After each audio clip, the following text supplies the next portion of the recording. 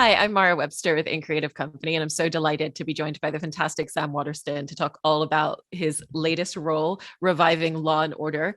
And I know that you had a little bit of hesitation about whether you wanted to step back into this character and step back into the series for this revival and continuation from the original series, and that part of that was wondering whether you felt like you had something new to add to the character or kind of new experiences were going to come out of it. And obviously, thankfully, you said yes to it. And so what have been the things that you feel like you've been continuing to discover about your character or new aspects of the experience for you? Well, I don't know what I was smoking when I was thinking of not doing this, because the minute I stepped on the set and saw it rising up from the ashes like Phoenix, the hairs stood up on my arms, and it was a really eerie and kind of wonderful feeling to step back in time like that. So I'm totally happy about my decision, and I'm kind of relieved that things fell out that way. But as far as the character is concerned, Dick Wolf is very fond of saying that action is character, and I completely agree with that, and I would only add to it that interaction between the performers, it also defines character, because it's the relationships that really reveal who the participants are. So Hugh Dancy and Adelia Halevi and I are getting to know each other. Hugh Dancy has stepped into this part, and this goes for Adelia too, that without hesitation and without any seeming problem whatsoever, as far as taking over these positions is concerned. So what's left is for us to find each other. And we've been doing that, and we've been having a very good time. They're very nice people. And I'm sure the same thing has been going on the order side. Mm-hmm. And in the first episode, there's a moment where your character is having a conversation with Hugh Dancy's character, and he's saying to Hugh's character, I wanted to bring you in. I wanted to bring someone in who thinks differently, who has a different perspective and point of view, which is great because it shows that, Jack still wants to challenge himself and to kind of continue always opening up his perspective and his point of view, but equally, he could have come back into the show as a character who was kind of still in the same way of thinking and wasn't doing that. Was it clear the moment that you read the script that was how you were going to get to play him, and that you were going to get to explore different facets as he kind of always continues to open up his perspectives? Well, the show dives headfirst into whatever's going on in the world at the time that the shows were made.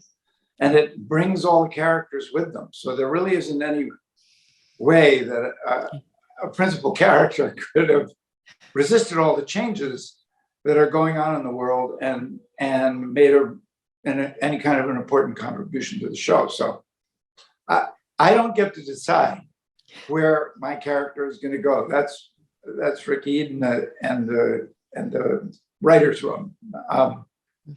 But so far it's been fascinating, and the fact that they don't shrink from any of the big issues that we're at each other's throats about, that they're using this format where everybody's point of view gets a voice to take on the stuff that has got us fighting. I mean, I think it's really encouraging. I think we might help. Yeah. And you were talking before about the experience of walking back onto the set, and they've reconstructed the original sets with such specific detail that even, I've heard you say that the books behind you in Jack's office are all the same books that were there before. Was it a real kind of physical feeling stepping back into a character and your body really just finding him again once you started performing on the show again and we're on set that first day? Well, I don't know about, yes. I mean, your body and your mind travel together, and we were both bowled over by being in this place that we had left, and they'd torn it down, and another show is occupying the studio and all this stuff. We were in a different borough of Manhattan, and yet everything was exactly the same, except that it was kind of still dripping wet. And I actually wanted to jump back to when you first got hired on the series originally. I was interested when you first started playing Jack on the show, how you kind of developed him as a character for yourself. If there were things that were useful and helpful for you to research at the time to really understand a lot of the day-to-day of his job that you would be playing to within the show, and just really kind of how you first found him as a character. Well, the first thing that leaps to mind is he's the perfect example of men at work. Just people who go to work every day with their focus not on their personal lives, but on the job that's before them. And I think that that's how other people that are not involved in the law or the justice system, apart from its intrinsic value. Bad guys do terrible things, they get arrested, then what's fair, what's right about process and what's right about results, all of that stuff has its own interest, but it's also just, people go to work every day on millions of different jobs. And I have a feeling that they recognize what happens on Law and Order all the time, which is you come to work and there's work to do. And nobody says, how was your day? And nobody says, did you have a nice weekend? And nobody asks, how's the wife? Or how are the kids? It's just straight to work. And I think we all recognize that. And it's not a terrible thing. I mean, I'm here to tell you, I like to work. And so this sort of represents me. Yeah. No, I really love that facet of the show. And it's interesting as well, because whenever we have the opportunity to watch your character and he's really kind of going through all these cases, there are occasionally moments where something hits that's kind of personal to him or hits a little closer to home. But a lot of the time, like you said, it's about taking himself out of the situation. Is it always very clear to you from the scripts, like this is a case that he's a little bit more connected to, he's going to bring a little bit more of himself into the way that he's deliberating and considering it, versus moments where it really is just the work at hand for him? I think the short answer to that is what Meryl Streep said, which is that we are paid to care. So when a new script arrives, it's all of our job to find a personal connection to it, because that's what makes acting interesting, and that's what makes it interesting to watch, that the people are attached to what they're doing, even if it's professionally attached. No, I think that's absolutely true. I mean, I don't think being at work implies disconnection, and not in the case of this show, and not in the case of work in general. And I think that's part of the thing about this show being about work that appeals to everybody who works. Oh, I get that. Yeah, this matters. And when Dick Wolf talks about your character, he always describes him as the conscience of the audience and kind of the audience perspective on a lot of things. And was just interested in kind of your viewpoint on seeing him that way, and if it influences the way that you think about him as a character at all. Well, I would be looking for that even if it wasn't there, because those are the kinds of characters that interest me the most. Not that it's unusual for major characters in any story to be presented with moral dilemmas, but and heavy duty choices. But that's what makes life interesting. Yeah. And when you're getting the scripts for the show, are you getting them with much advance? Are they changing a lot of times for you? Because obviously television, in a show like this, is the production schedules can be incredibly fast. So I was interested in how much time you generally have to work with a script, and how much you're navigating last minute changes sometimes. Well, yes, all of television is like that, but this was really like that because we were up and running before we knew what was happening. It was almost like they were putting the costumes on as we were walking down the hall to shoot a scene, because the moment from go to shooting was very, very short. Lucky for me, I played the part before, but everybody else, except for Anthony Anderson, it was new territory. Fortunately, it was on the air for a long time, so they could do research pretty readily. From being on the show for several years before and having to work that way and be very fast with, getting a new script, getting new changes, diving into scenes, has that really helped you in a lot of your other projects and a lot of other roles that you've played and really being able to make those fast choices creatively? I hope so. I mean, yes, I think it has. I feel like it has. Yeah. The danger with television is that things become routine, that you say to yourself, oh, I know how to do that, or this is one of those. This is how. And keeping things specific and alive is a big part of the job, especially on a long-running television show. And I mean, part of the reason that it's not that hard is because the stories and the issues that are talked about in Law and Order are immediate and, ripped from the headlines, like they say. And so it has its own inherent interest. You'd have to be a log or a piece of wood not to be interested in these things. Yeah. And with that idea of kind of like the routine that you develop, you were talking about, obviously you're building new relationships with new cast members and kind of all finding each other's rhythm. But what was some of that rhythm that you all found together on the original series from working so long with a lot of the same castmates and, being able to just come straight into scenes together and know exactly how you were going to put moments together? Well, you're too young to even know what I'm referring to, but the Harlem Globetrotters, have you ever heard of them? They were a basketball team. Yeah. They could play with each other, pass to each other without looking. And of course, that's what all great basketball teams do. And that's what shows like ours aspire to. Yeah. Teamwork. Yeah. I think that's really wonderful. And you've talked about how from the 10 years since the show went off the air and coming back to it, that, obviously you're not the same person that you were 10 years ago. You're not the same actor that you were 10 years ago. And so I was really interested in how you feel that you've continued to evolve and grow as an actor in that space within the last 10 years for what you're able to continue bringing to the table in this role and on this project. Well, I can't really say very well, but it's certainly true that I've been up to a lot of other things in the meantime, played other parts. So, and I've gotten older.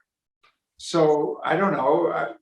I hope I haven't lost a step. I hope I've picked up new skills, new ways of looking at the world. And I hope they show in the work I do for Law and Order. Yeah. When Dick Wolf was first trying to get the show back on the air about 5 years ago, and he called you kind of at that time as well, did you have that same deliberation about whether you wanted to do it, or was that the moment that you kind of knew, okay, if this comes back, then I'll be in for it? Well, it didn't get real enough to, he would tell me that he was working on this, but if you spoke to him at any time in those 10, 12 years, that's what you would have heard anyway. Yeah. So I don't really remember thinking, oh, this time it's for real. Yeah. It's an extraordinary thing, Dick Wolf's perseverance about this and his perseverance in general. And it's very gratifying. It's really nice. I know this was a dream come true for him. And it's fun to be able to help. It's a real pleasure because he did wonderful things for my life and my career. Including making it possible to do all kinds of other work while I was doing Law and Order. So I'm very grateful to him. It's nice to be able to say thank you back. Yeah. I mean, that's kind of the dream situation, I imagine, having stability with a job that continues and still being able to do different projects at the same time. Yeah. Made a movie, did a play with my son, all kinds of good stuff. Yeah. And speaking of that stability as well, you have the next season of Grace and Frankie coming out soon. And that's also a show that you've worked on for several seasons and with the same cast. And it's such a great, four-hander. You get to have so many wonderful one-on-one scenes with Martin as well. What's kind of the familiarity and rhythm, kind of similar to how we were talking about with Law and Order, like the familiarity and rhythm that you've all found as a cast together on the show at this point? Well, I mean, oh boy, we're going to work. It's all you felt. That show was fun to do from the first day to the last. And it's because of Marta and Howard and the creators of the show. And it's obviously also because of Jane and Lily and June, Diane, Raphael, and the whole gang, Embry, and Baron, and everybody. It was just a pleasure to do all the time. Yeah. And one of your other projects coming out is also Hulu's The Dropout, focusing on the Theranos story from a few years ago. And I was kind of interested in how specific did you want to get in looking at your character, because you're playing a real person, in terms of the nuances and the details and the mannerisms that you wanted to encapsulate into your performance, versus where you really also just wanted to have, a little bit of freedom, because it is a screen translation, it's not as direct, and there have been documentaries, so there is that ability to look at a fair amount of footage of him as well. Yes, and yes, I mean, he has a long video record and a long written record, and distinguished record. And I was fascinated. It gives you an excuse to do research. I'm not sure whether anybody, certainly not in my case, nobody should think that I'm giving you a carbon copy of the real George Shultz. This is my old friend used to say that acting is an act of the imagination, and no matter how much research you've done, that's still the bottom line. It was a fascinating thing to work on, fascinating subject for our time, how easily bamboozled we are, how humble we ought to be in the face of how easily bamboozled we are, how skeptical we should be about promises that are too good to be true, and so on and so forth. Yeah. But it's also an unbelievably interesting story told by the principal voice, Amanda Seyfried, who is just knockout in this. She's knockout. Yeah, absolutely. And kind of, going back to Law and Order, with the amount of time that you've spent working on that show and building your relationship with your character, it's such a unique opportunity. And then, as you said earlier, there's still always new aspects, and particularly with working with new people, having new crew working on the show for the first time. What are the things that you feel that you're still learning from the experience of working on the show, or that are still challenging you in new ways? The format is very much as it has always been. So I guess the most impressive thing, and it's maybe not new learning, but it is impressive how a format that was arrived at almost by accident could be so durable and have such capacity to include so many stories, so much conflict. It really was. It was a stroke of genius and a great piece of good luck. The format in the first place. Somebody gets killed. They catch the bad guy. What should we do about it? What is fair? What is justice? It's a good story. Almost if you just say it that simply. Yeah. Absolutely. It has been such a delight seeing you return to this character. From what I've seen of the season so far, I think audiences are really going to love stepping back into that world. And it's so great that it's back on the air. Thank you so much for taking time to talk all about this. It's been such a pleasure, Sam. A real pleasure for me too. Thanks.